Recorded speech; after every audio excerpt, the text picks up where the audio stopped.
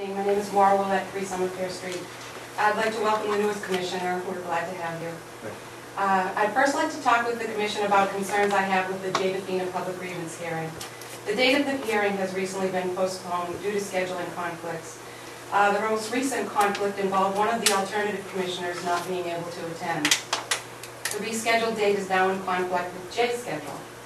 Attorney Higgins has informed the union that the alternative commission is not inclined to change the date unless Jay reveals why he cannot attend, and they will then determine whether or not to agree to the date change in the date.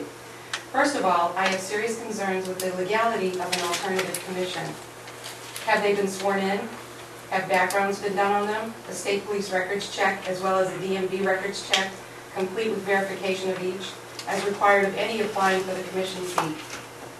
Is the regular commission overseeing this? I'm concerned that you are intentionally being kept out of the loop on this.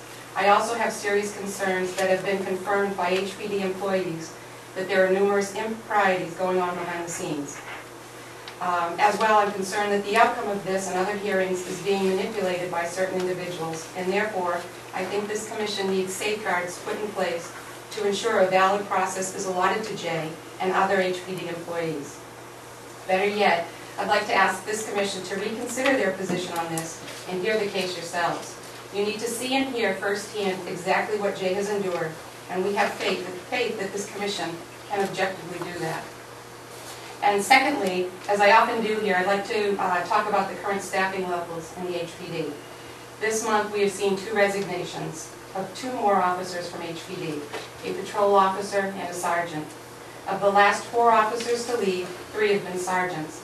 This is significant as sergeants usually have the ability to make a substantial income here, some that have come close to the chief's salary. Of the 3 sergeants to leave, 1 has left law enforcement altogether, and the 2 others took patrol positions in other agencies with a significant reduction to their salary. This latest sergeant to leave is taking a $15,000 cut in pay and has added a significant amount of time to his commute, all in an effort to have a stable and secure working environment. Several years ago, the chief successfully argued for a full complement of officers to be at 29. Since the department has been unable to sustain those numbers, they were currently given funding for 25 officers, although as of August 6th, the Hooksett Police Department will have 21 certified police officers.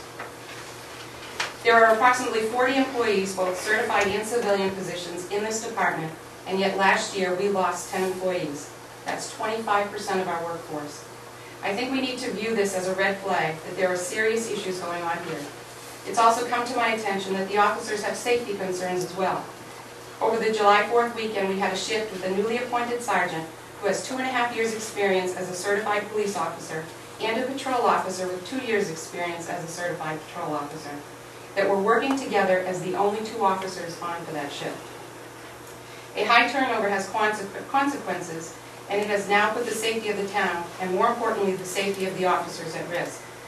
Why is our Sally Port currently filled with tires, to the point where a stack of tires fell on an officer while he brought in a prisoner?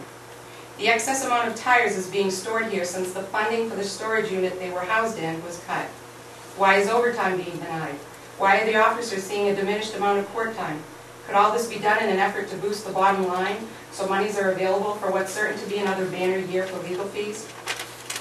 Why does the commission have an attorney and the chief have an attorney as well? Is it acceptable to you that the command staff has spent days in the attorney's offices preparing for a grievance hearing?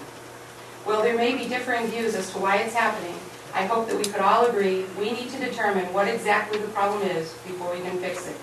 My suggestion to this commission would be to authorize an audit to be done on the entire operations of the HPD. This would give you a clear, concise, objective overview of where the problems lie and would help you to determine the best course of action to correct the issues. I have appeared in front of the Hooksett Town Council to request an audit, as well as speaking with the Attorney General's office, as well as the Sheriff's Department, and all have suggested that it's the Police Commission's duty to authorize an audit. With the loss of these officers, you will now have more than enough money to fund this endeavor and begin to lead the department on the right course of action to someday having a department we can all be proud of. Thank you.